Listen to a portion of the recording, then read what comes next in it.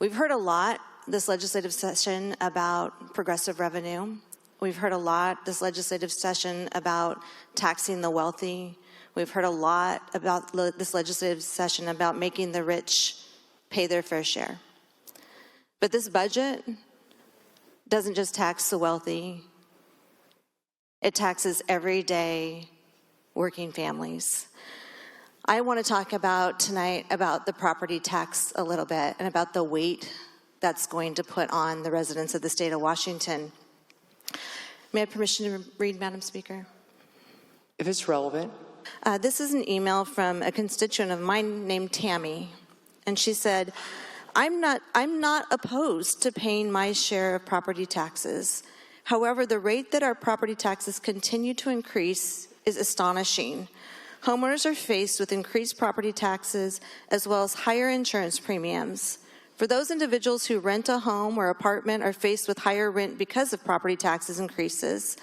Washington officials are ones who put our state in such a financial mess, not the citizens, yet we're the ones who have to bring the state out of debt.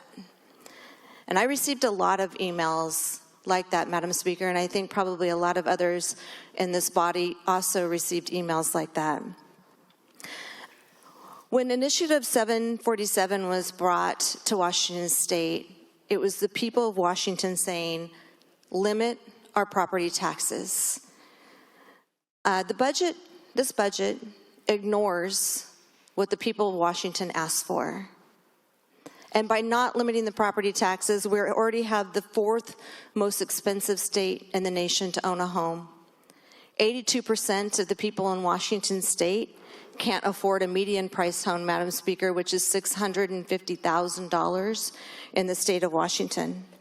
Prices of homes are not only skyrocketing, but the assessed valuation of those homes is skyrocketing as well. And when those assessed valuations skyrocket, so do property taxes.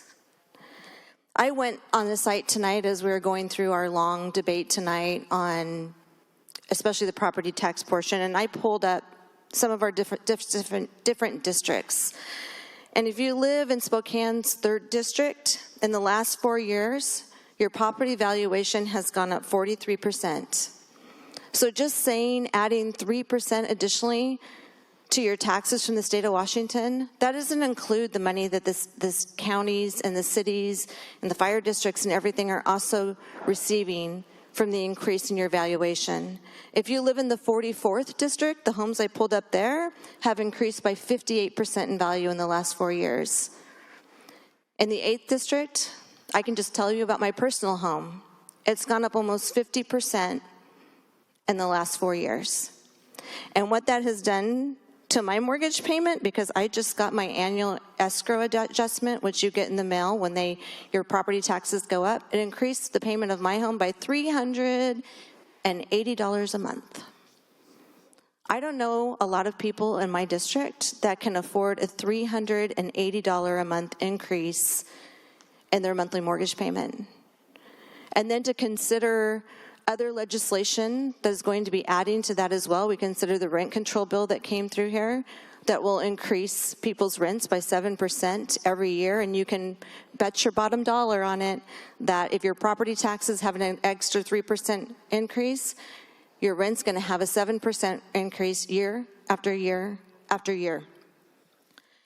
I wonder tonight too, Madam Speaker, what people are going to say about their property taxes are going up. What are they going to do? I have some ideas. I think they're going to reevaluate their housing situation, and I think they might move to somewhere that has less property taxes. I think when you have less disposable income, you'll stop going to restaurants, you'll stop going out, you'll stop spending money at retail stores. And you also, when you have less disposable income, you'll stop your charitable tax contributions that help people in our community. And something I talked about earlier tonight, if I see my property taxes go up by another 3%, what is going to happen to our school levies and our school bonds and our fire districts, other emergency services, our local libraries, I don't think that our constituents are going to be very excited about voting in more taxes to help fund things that actually affect their communities. So tonight, Madam Speaker, I'm standing with my district to vote no and say enough is enough. My constituents need real tax relief, and I respect the taxpayers, and I think we should stop using them as a bottomless ATM. Please vote no in this budget.